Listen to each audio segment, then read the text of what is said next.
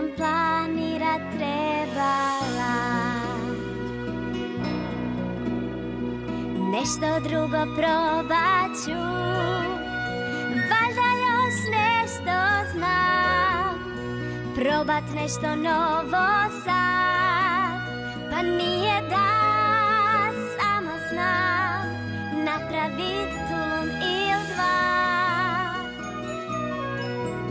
Pospremila sam dom za konfete, ispuhala balone sve. Kad nestane san, što ostane za tebe? Za tebe. O, sjećam se ove. Moja prva zabava. Cijela moja obitelj je tu. A ovo je zabava dobrodošlice za Twilight. To joj je bilo iznenađenje.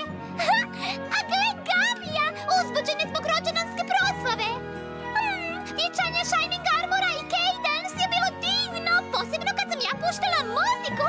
O, vidi ta sretna lica, iz zabave iza nas. Baš dobro su svi proveli se, sve je puno osmijeha. Svi htjeli su da im Pinkie Pie pokaže što je prava zabava. Prava zabava.